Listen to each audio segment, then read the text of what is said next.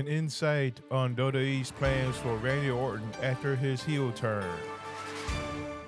Will Osprey finally returns. Eddie Guerrero's daughter Sherilyn gives an update on her in-ring debut. And I reflect on the career of legendary manager Gary Hart. I'm Andre Smith, and this is Wrestling Artistry News.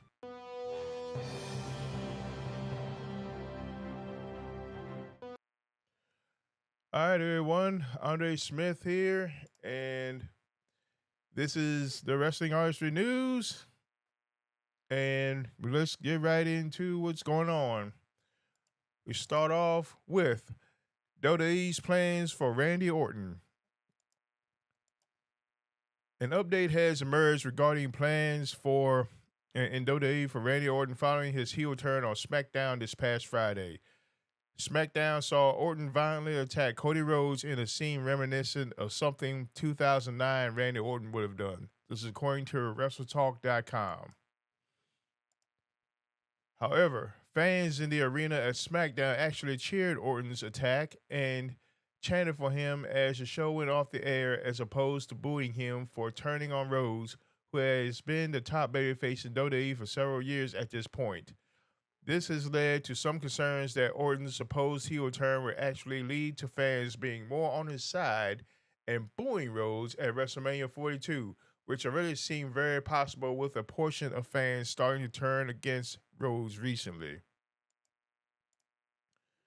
Dave Meltzer said, "It's an interesting one because I still expect Randy Orton to get cheered at WrestleMania.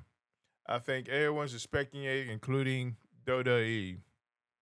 Don't kid yourself. But they want Randy to be the heel. It's tough because when you get a guy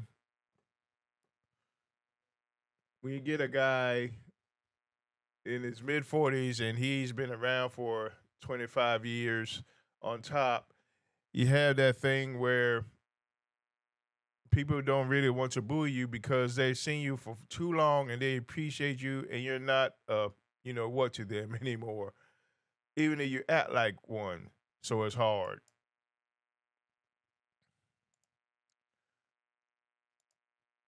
Next up, we have Will Osprey, who finally made his return at Revolution this past Sunday, was cleared in late February. Will Osprey reveals that he was cleared on February 25th following his return at AEW Revolution on Sunday.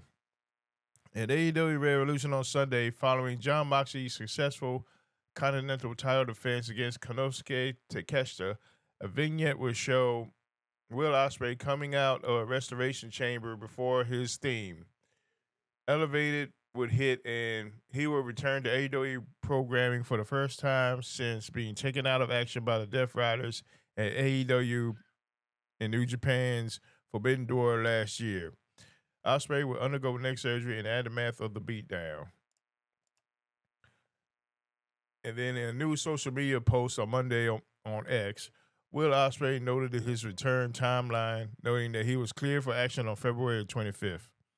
And he shared on X, according to this screenshot right here, double fusion surgery date, 17th of September 2025. Got cleared 25th of February 2026, back March 15th, 2026. Next up, WWE legend Eddie Guerrero's daughter Sherilyn debut update.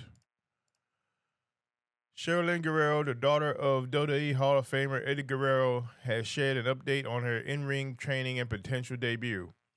In October 2025, it was announced that Sherilyn Guerrero was beginning her journey to follow in her father's footsteps and become a professional wrestler by joining Booker T's Reality of Wrestling training school run by WWE's Booker T. It's according to WrestleTalk.com. Speaking with the magic of wrestling, Sherilyn shared an update on her training journey, heaping praise on Reality of Wrestling and the coaches at the school. Her saying, "I started training in around October, actually, and it was really cool. I got like an ankle sprain in December, so I had to sit out for a bit and then just started back. Something about recovery helps you kind of recalibrate your intention and things with this. And oh man, training is just different now. Coming back into it, and the coaches I have, they're so great in the ring and out of the ring. I hope that they all get that light they deserve because Booker has some really great people teaching their students, and I'm so lucky. It absolutely is one of the greatest wrestling schools. The coaches are great. They pour into their students in and out of the ring. I don't think anyone is scared to go to their coaches. Everyone feels comfortable asking questions and trying things again because the coaches make it comfortable. That's so important. So hopefully she'll be able to show off some skills. One more thing. When asked if she knows when she'll make her in-ring debut, Guerrero said she wasn't sure exactly when it would happen, but is confident it will happen this year. All right, so I wish her well. All right, next up, this week in wrestling history, or today in wrestling history, it was on this day that Gary Hart sadly passed away. Back in 2008, Playboy Gary Hart, real name Gary Williams, best known for his work managing and booking for World Class Championship Wrestling, passed away. Hart was 66 at the time of his death. Hart had just appeared at a fan signing and recorded a shoot interview in Pennsylvania for kayfabecommentary.com the day before returning home to Texas. He was found at his home at home by one of his sons a short time after arriving home. This according to PW Insider. Thanks to them for providing some history for this manager. Although he originally broke in wrestling as Playboy Gary Hart in the Midwest territories and toured internationally for Jim Barnett in Australia, Hart's true legacy in the business will be his role in booking one of the all-time greatest wrestling promotions, Fritz von Erich's World Class Championship Wrestling. While managing names like Abdullah the Butcher, King Kong Bundy, Gino Hernandez, Chris Adams, and pictured here, the great Kabuki, like he would say it back in the day, among others with a straightforward, devious, gravelly voice. The straight man Hart was often paired with the wild characters of the era, doling out the threats as they looked on, colorful and bug-eyed. During its strength, WCCW was one of the most emotional, popular promotions of all time.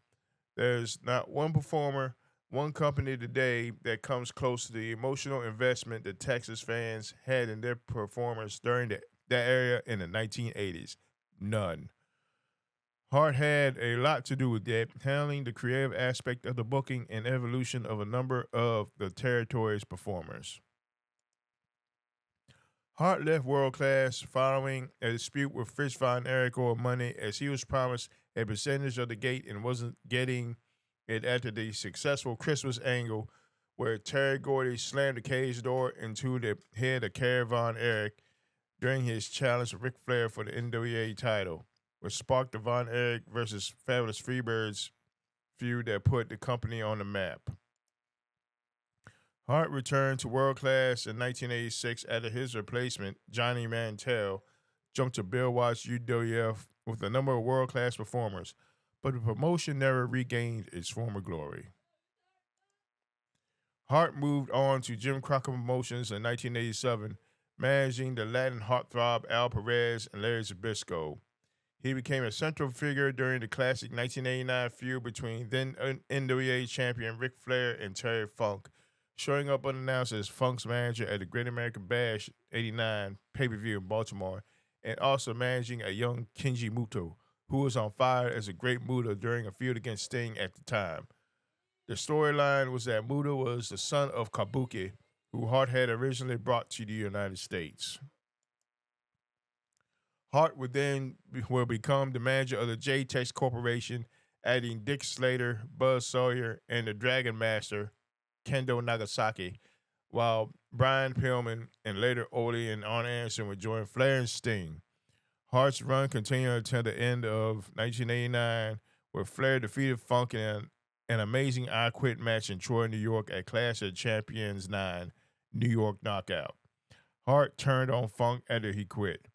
Funk turned babyface but left the ring for a color commentary role. Hart left shortly after. So that is it for this edition of the Wrestling Artistry News. My thoughts on the Randy Orton heel turn. I don't know. I mean, it was well done and everything, but I know, but like the article said, that the crowd cheered for him, and they've been booing Rose lately. So I don't know. Makes you wonder, did they turn the wrong man heel? We'll have to see, I guess. All right, and I'm glad that Will Osprey has returned to the ring. I'm looking forward to what he's going to be doing in the next few weeks. And that is it for this edition of the Wrestling Artistry News. And until then, fans, so long for now.